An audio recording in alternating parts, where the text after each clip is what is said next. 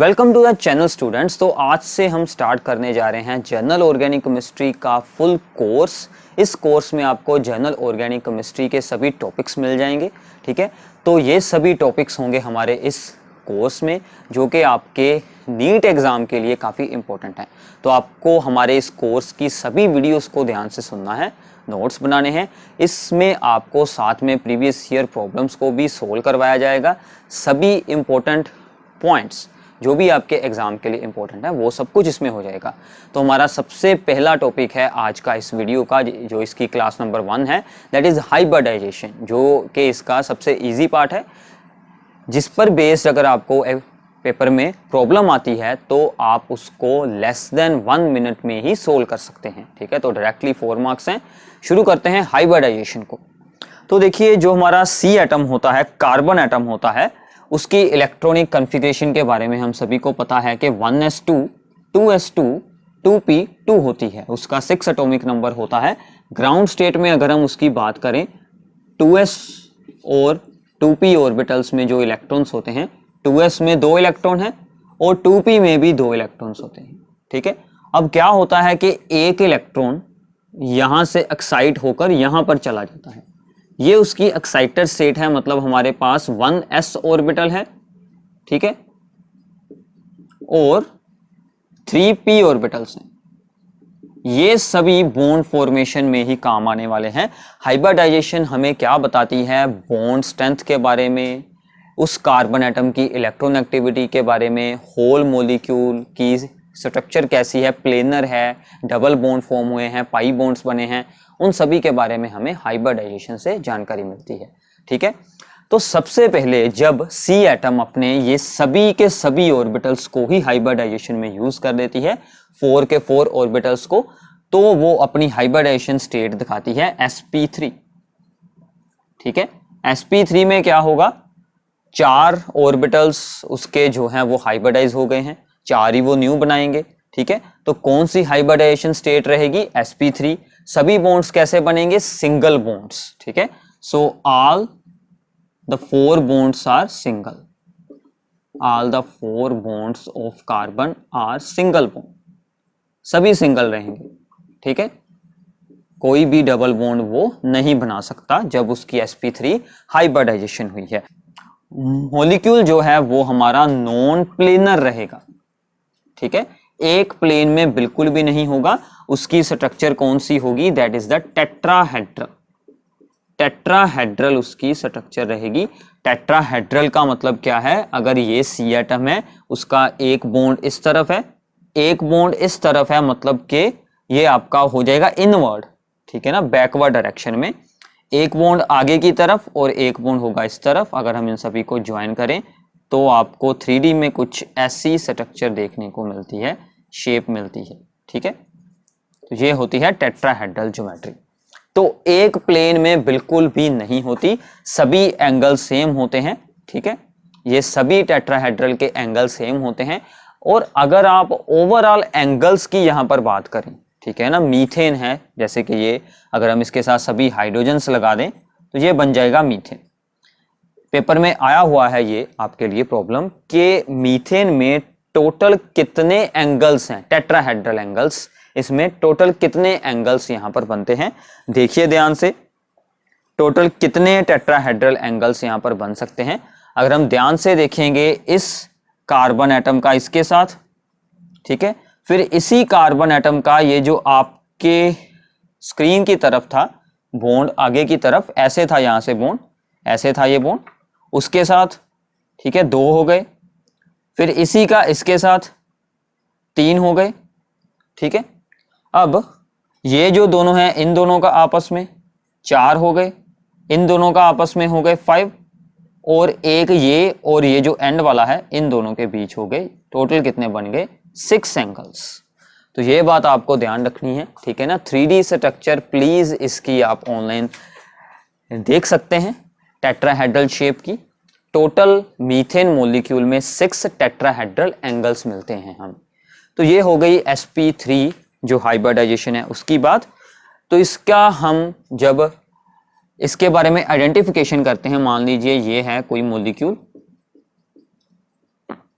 तो अब आपने क्या देखना है मॉलिक्यूल में कि कोई डबल बॉन्ड नहीं है, ठीक है, सभी सिंगल बॉन्ड है, सभी हाइड्रोजन्स इसके कंप्लीट हैं, सिंपल अल्केन है। तो मतलब जब कोई भी डबल बॉन्ड यहाँ पर नहीं है, कोई भी पाई बॉन्ड हमें नहीं मिल रहा है, सभी के सभी सिंगल बॉन्ड्स हैं, मतलब सभी कार्बन्स की स्टेट क्या होगी, sp3, ठीक है। तो ऊपर हम इसकी स्टेट ऐसे लिख सकते हैं। ये भी पेपर में आपको बहुत बार ऐसी चीजों के बारे में ही पूछा जाता है, इस कार्बन एटम की क्या स्टेट रहने वाली है। ओके, sp3 के बारे में पूरी जानकारी हो गई है, ठीक है, नोट करना है साथ साथ में आपको। दूसरी इसकी क्या हो सकती है hybridization state, that is sp2 hybridization state, ठीक है, उसके बारे में अब हम देखते हैं।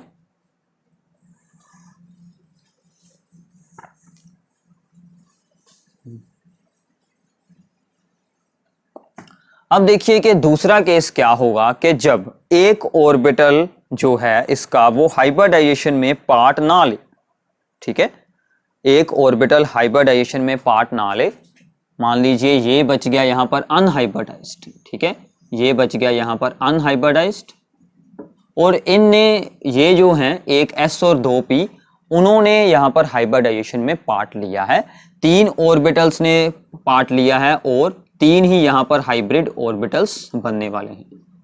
तो इनकी कौन सी शेप बनती है, ट्राइगोनल प्लेनर। मतलब जब sp2 हाइब्रिडाइजेशन होती है तो मॉलिक्यूल क्या बनता है, प्लेनर बनता है, ठीक है। और जो ये हमारे पास अनहाइब्रिडाइज्ड ऑर्बिटल बचता है ना, ये क्या करता है, ये बनाता है पाई बॉन्ड, ठीक है, ये क्या बनाएगा, डबल बॉन्ड जिसको हम बोलते हैं, डबल बॉन्ड इसके साथ ही बनता है। डबल बॉन्ड मतलब के डबल बॉन्ड में क्या होता है, पाई बॉन्ड्स बनते हैं जो कि हमेशा अनहाइब्रिडाइज्ड ऑर्बिटल्स ही बनाते हैं, ठीक है। तो इसकी डिटेक्शन कैसे करनी है, डबल बॉन्ड मिलेगा, सबसे इंपॉर्टेंट बात, ठीक है। एंड जो हमारा मॉलिक्यूल होगा वो यहां पर प्लेनर बन सकता है, ठीक है। जो भी एटम्स डायरेक्टली अटैच होंगे C atom of the double bond के साथ वो सेम प्लेन में होंगे, ठीक है। तो हम क्या लिख सकते हैं, atoms directly attached with C atom of double bond are in same plane और लाई इन सेम प्लेन। तो ये सब बातें आपको नोट करनी है, ठीक है। इसकी एग्जांपल करते हैं। तो क्या होता है जनरली, ये है एक कार्बन एटम, उसके ये यहां पर ऑर्बिटल्स हो जाएंगे, ये वाले ऑर्बिटल्स, ठीक है। ऐसा ही कोई दूसरा सी एटम है, उसके ऑर्बिटल्स हैं, इन दोनों ने क्या बना लिया, this is the sigma bond जिसको हम बोलते हैं सिंगल बॉन्ड, ठीक है। इसकी एक दूसरी रिप्रेजेंटेशन जो आपको ज्यादा यहां पर इजी लगेगी, ये बॉन्ड बन गया है सिंगल, ठीक है, सिग्मा बॉन्ड बन गया। अब क्या होगा, इसका ये जो अनहाइब्रिडाइज्ड ऑर्बिटल था, ठीक है, ये वाला अनहाइब्रिडाइज्ड ऑर्बिटल है, इसको हम ऐसे शो कर देते हैं, आपको अच्छे से यहां पर रिप्रेजेंट हो जाएगा।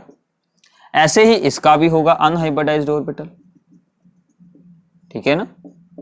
ये दोनों आपस में साइड वाइज ओवरलैप करेंगे, यहां से ऐसे ओवरलैपिंग हो जाती है, यहां पर हम दूर दूर शो कर रहे हैं बट एक्चुअल में ये दोनों आपस में ओवरलैप हो चुके होते हैं। ये दोनों क्या बनाएंगे, these form the pi bond.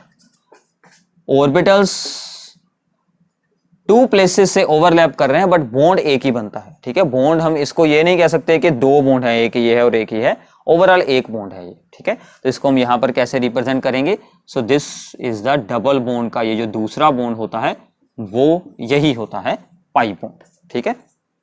तो pi bond always sigma bond के बाद ही बनता है, और पाई बॉन्ड जो हमारे पास अकेला होता है वो जो सिग्मा बॉन्ड के मुकाबले वीक होता है, but overall double bond single bond से स्ट्रॉन्ग होता है।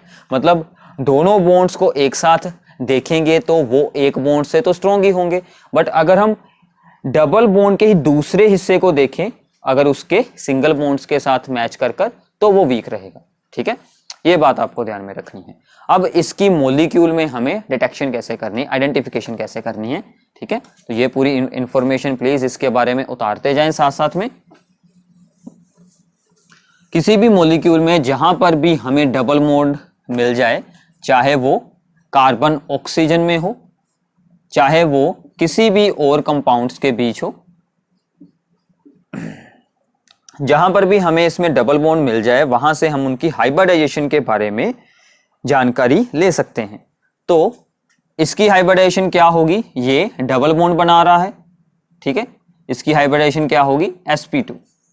यहां पर देखें ये दोनों C एटम डबल बॉन्ड बना रहे हैं, ये भी sp2 ये भी sp2, but this is sp3, ठीक है। अब देखिए हमने क्या एक और यहां पर बताया था पॉइंट के जो C एटम, जो भी एटम डायरेक्टली अटैच होगा डबल बॉन्डेड C एटम के साथ वो एक ही प्लेन में होंगे। तो ये C एटम और हाइड्रोजन, ये C एटम और हाइड्रोजन, और ये C एटम नॉट हाइड्रोजन्स, ठीक है ना, ओनली C एटम, ये सभी एक प्लेन में होंगे। सिर्फ इस C एटम के हाइड्रोजन्स जो हैं वो उस प्लेन की बजाय अलग प्लेन में होंगे, क्योंकि इस C एटम की हाइब्रिडाइजेशन स्टेट sp3 है, इसकी खुद का अरेंजमेंट कौन सा होगा, टेट्राहेड्रल, इसलिए, ठीक है, इस बात का आपको यहां पर ध्यान रखना है। Now this is the sp2 hybridization, ठीक है। आगे चलते हैं sp हाइब्रिडाइजेशन, जो इसकी थर्ड टाइप रहेगी sp हाइब्रिडाइजेशन।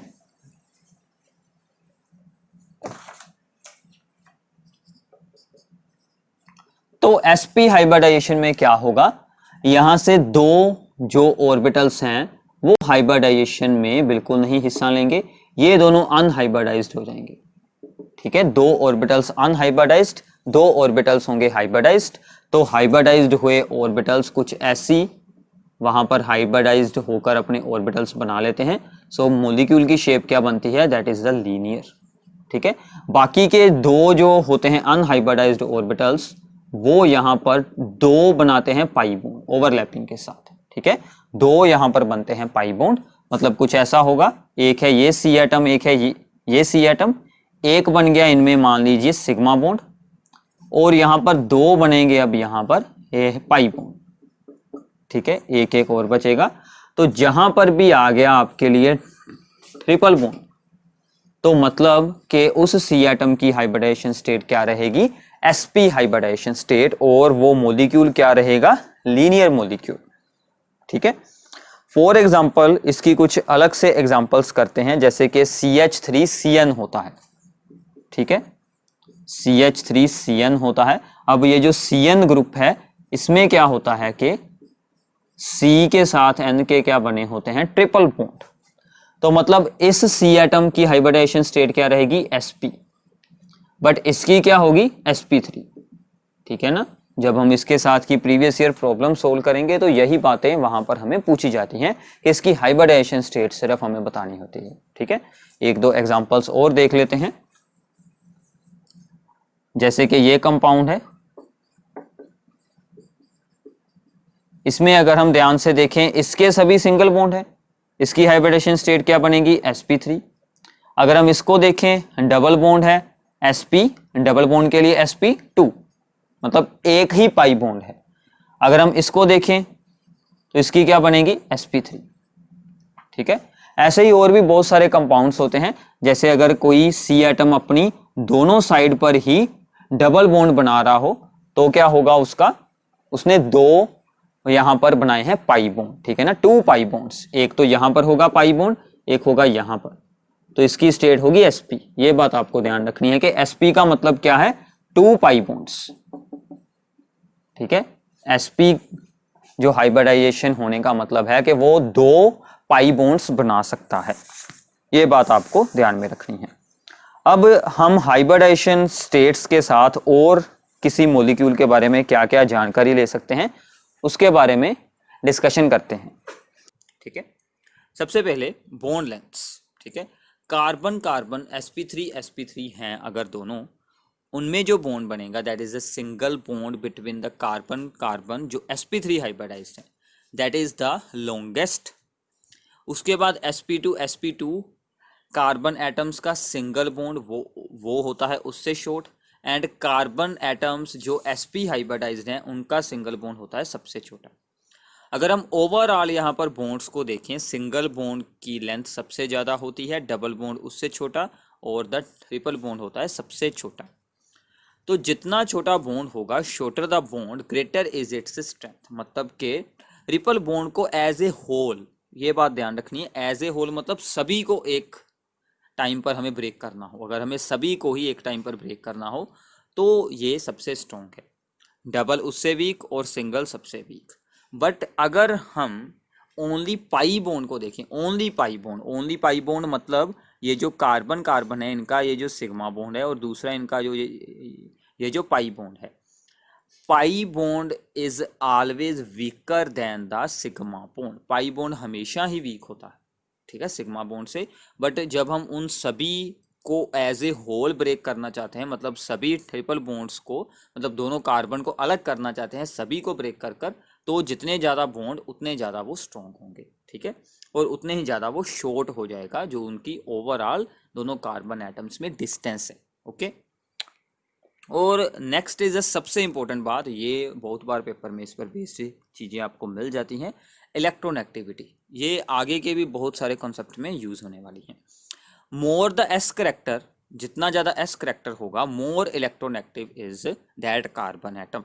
एस करेक्टर मतलब अगर sp है, इसमें 50% एस करेक्टर है, ये भी पेपर में पूछ सकते हैं। 2 ऑर्बिटल है ना, तो 2 पार्ट हो गए। sp2 है तो इसमें कितना है 33%, ठीक है ना, और sp3 में कितना है 25%। तो जितना ज़्यादा s करेक्टर है उतनी ज़्यादा इलेक्ट्रोनेगेटिविटी है। So sp hybridized carbon is most electronegative. Then आती है यहाँ पर sp2, देन आती है sp3। ओके, एंड नेक्स्ट एक और इम्पोर्टेंट बात, छोटी सी बात है, there are 6 tetrahedral angles in methane. Methane में 6 टेट्राहेड्रल एंगल्स होते हैं। 6 एंगल्स यहाँ पर कैसे हो सकते हैं, ठीक है, बनाकर देखते हैं। This is the methane tetrahedral arrangement. एक एंगल इनके बीच 1, then 2, then 3, then 4। Okay, then यहाँ से होगा ये जो है सी एटम, इसका ये जो ऊपर वाला बॉन्ड है इसका एंगल होगा इसके साथ, ठीक है, इसके साथ एंगल होगा यहाँ से पीछे से, और ऐसे ही ये जो है इसका डायरेक्ट इसके साथ होगा। ऐसे यहाँ पर टोटल 6 एंगल्स होते हैं। आप कहीं से भी टेट्राहेड्रल अरेंजमेंट की 3D स्ट्रक्चर को देख सकते हैं, वहाँ से आपको इसके बारे में आइडिया मिल जाएगा, ठीक है। अब हम इनके साथ रिलेटेड इंपॉर्टेंट MCQs को स्टार्ट करते हैं। सबसे पहला MCQ है, काफ़ी इंटरेस्टिंग है और इससे हमें बहुत जानकारी मिलने वाली है। In which of the following molecules all atoms are coplanar. ध्यान रखिएगा, ऑल एटम्स पूछे गए हैं, मतलब सभी हाइड्रोजन्स भी हमें देखने पड़ेंगे। कोप्लेनर मतलब एक ही प्लेन में है। सोचिए कौन सा ऑप्शन हो सकता है, ठीक है, जिसमें कि सभी एटम्स ही एक प्लेन में हो। अगर आपको आंसर के बारे में कुछ भी जानकारी है तो प्लीज़ बताएंगे, तो आपका और आंसर स्ट्रॉन्ग हो जाएगा, अच्छे से अंडरस्टैंडिंग होगी। सो मैं इसके आंसर से पहले आपको एक और कंसेप्ट समझाता हूँ कि इसका आंसर आपको कैसे मालूम होगा, ठीक है। सबसे पहले तो हमने हाइब्रिडाइजेशन के बात किया था कि sp2 होगा तो प्लेनर होगा, ठीक है ना, sp2 होगा तो ही प्लेनर होगा, बट सभी ही sp2 होने चाहिए, सभी के सभी कार्बन एटम्स sp2 होने चाहिए, ठीक है। अब देखते हैं ये जो है बेंजीन, 2 बेंजीन रिंग्स जुड़ी हुई हैं, डाइफिनाइल है या फिर बाईफिनाइल बोल देते हैं। This is the cyclohexane. अब साइक्लोहेक्सेन में सभी सिंगल बॉन्ड्स हैं, ठीक है ना, ये इसकी बॉन्ड लाइन स्ट्रक्चर बनाई गई है, इसमें सभी के सभी सिंगल बॉन्ड्स हैं। सो सभी की हाइब्रिडाइजेशन स्टेट क्या होगी sp3। So this is not the planar. Okay, now इससे जो अगला है ये CH3 लग गया, ये भी लगा हुआ है वैसे तो, ये भी दोनों क्या है sp3 हाइब्रिडाइज्ड, ये भी दोनों क्या है sp3 हाइब्रिडाइज्ड। मतलब एक भी यहाँ पर sp3 आ गया ना तो नॉन प्लेनर बन गया मॉलिक्यूल, ये भी नहीं हो सकता, ये भी नहीं था, ये भी सभी क्या है सिंगल है, ठीक है ना, सिंगल बॉन्ड्स हैं, तो इसमें भी क्या होगी sp3 हाइब्रिडाइजेशन स्टेट। सो ये भी नहीं हो सकता। तो क्या ये है, इसके बारे में हमें कैसा पता चलेगा, बेंजीन रिंग जो होती है उसमें सभी के सभी कार्बन एटम्स sp2 हाइब्रिडाइज्ड होते हैं, ठीक है, बेंजीन में सभी कार्बन sp2 हाइब्रिडाइज होते हैं, तो इसमें 2 बेंजीन रिंग्स ही जुड़ी हुई हैं, इसलिए ये हमारा आंसर होगा, ठीक है। This is the planar molecule. इसके बारे में आगे मैं आपको डिटेलिंग में बताता हूँ कि बेंजीन प्लेनर कैसे होती है। इतना पता चल गया कि sp2 हाइब्रिडाइजेशन स्टेट आपको यहाँ पर देखनी है। तो ये देखिए कि अगर आपको इतना सा एक छोटा सा कॉन्सेप्ट के बारे में जानकारी है तो डायरेक्ट आपके 4 मार्क्स हैं, ठीक है, direct 4 marks in less than 1 minute, ठीक है ना। सिर्फ आपने हाइब्रिडाइजेशन स्टेट देखी, ये तो 2 मिनट मतलब कि 1 मिनट से भी जल्दी टाइम में हो जाएगा, सिंपल सी बात है। सो नेक्स्ट इज द, ये मैं आपको इसके बारे में बताता हूँ कि बेंजीन कैसे प्लेनर होता है, और भी कुछ आपके लिए बहुत ही इंपॉर्टेंट बातें हैं। ये होता है बेंजीन, ठीक है। अब इसी को ध्यान से देखें, बेंजीन को, ये सभी कार्बन एटम को देखेंगे एक एक डबल बॉन्ड में इन्वॉल्विंग है। अगर हम इस कार्बन एटम को देखें तो इसके साथ ये डबल बॉन्ड है, इसके साथ भी यही है, इसके साथ ये डबल बॉन्ड है, इसके साथ भी यही है, और ये सभी कार्बन एटम डबल बॉन्ड में इन्वॉल्व है। मतलब सभी की हाइब्रिडाइजेशन स्टेट क्या हो जाएगी, sp2।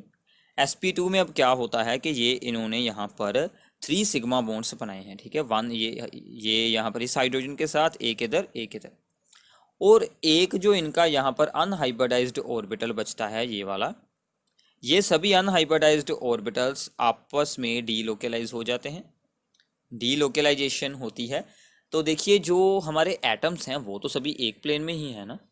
ये यहाँ पर हाइड्रोजन्स हैं, 6 हाइड्रोजन्स हैं, और ये सभी हैं यहाँ पर सी एटम्स, ये सभी एक ही प्लेन में हैं। उनके अनहाइब्रिडाइज्ड ऑर्बिटल्स हैं वो ऊपर डीलोकेलाइज हुए हैं, मतलब इलेक्ट्रॉन डेंसिटी जो है, इलेक्ट्रॉन्स के जो वहाँ पर क्लाउड्स हैं वो ही प्लेन के ऊपर और नीचे होंगे, बट सभी एटम्स एक ही प्लेन में होंगे।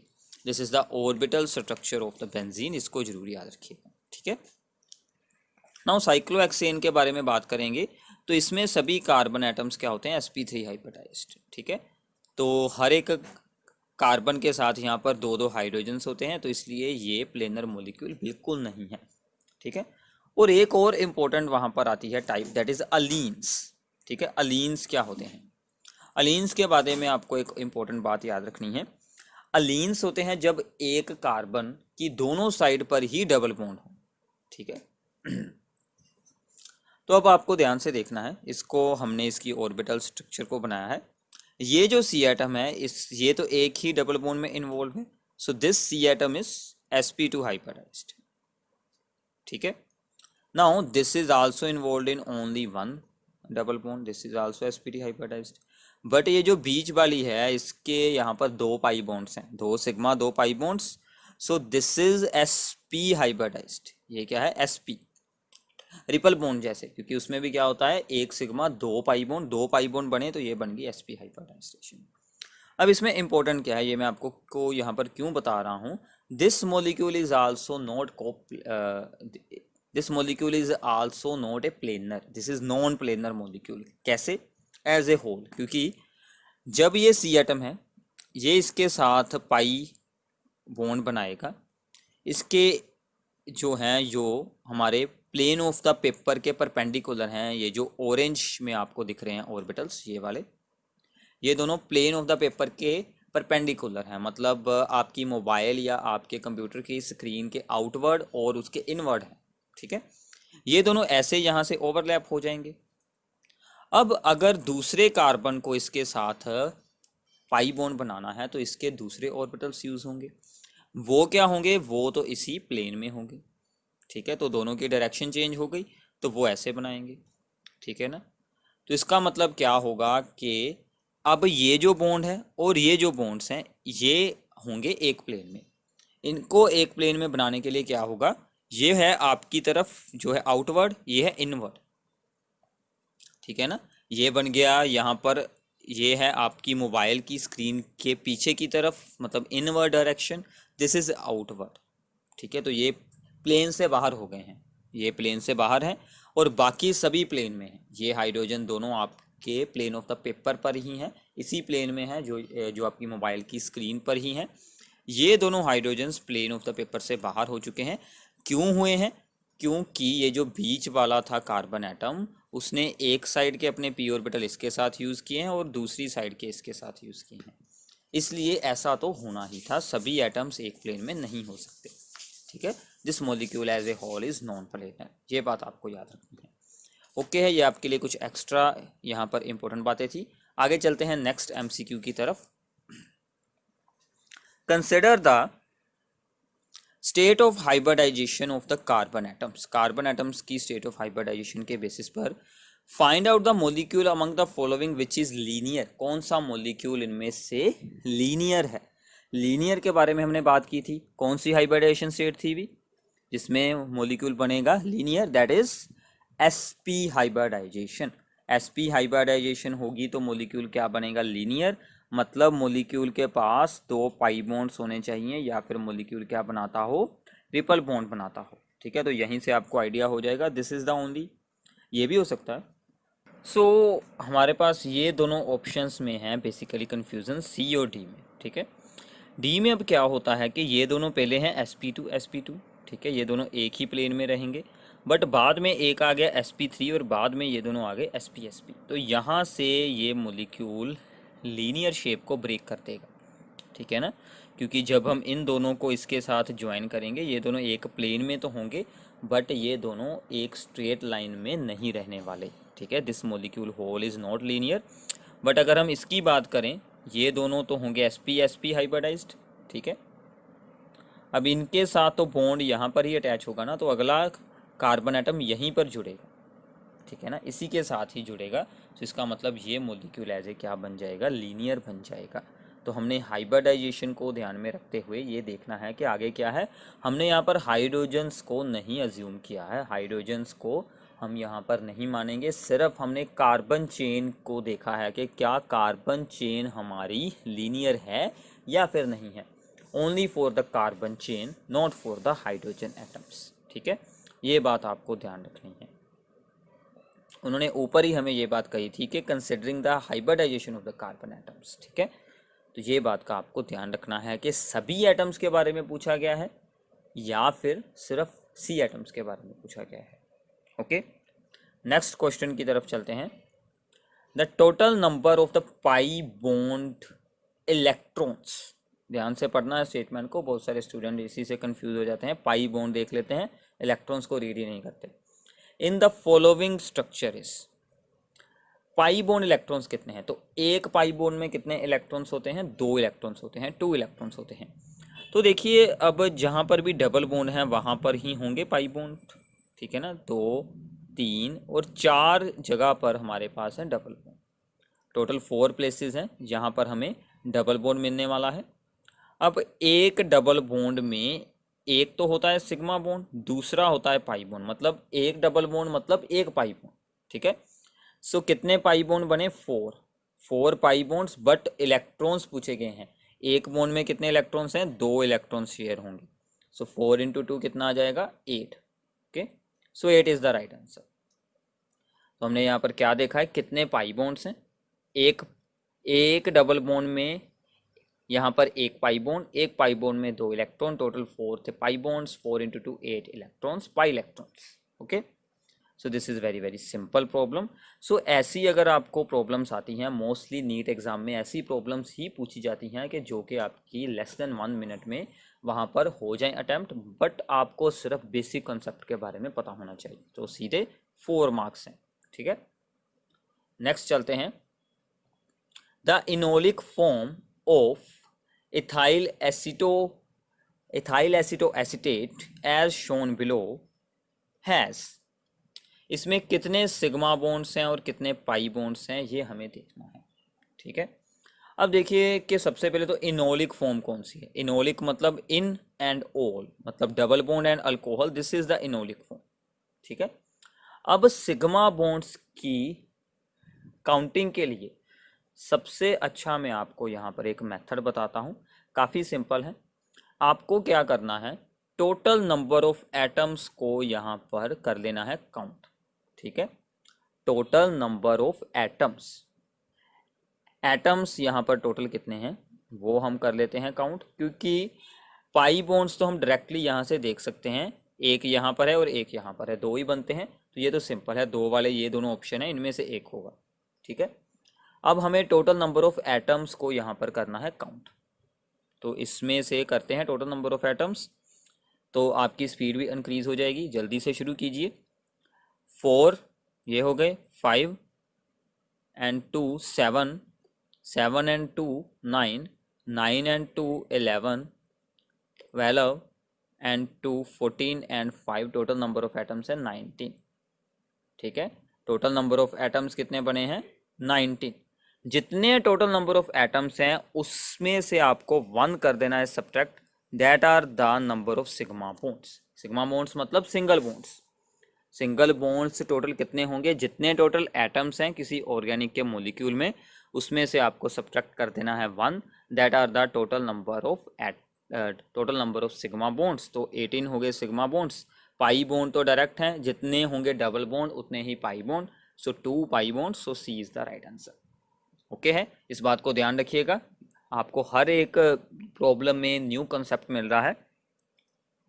नेक्स्ट चलते हैं, the number of sigma and pi bonds in the pent 2in4 आइन।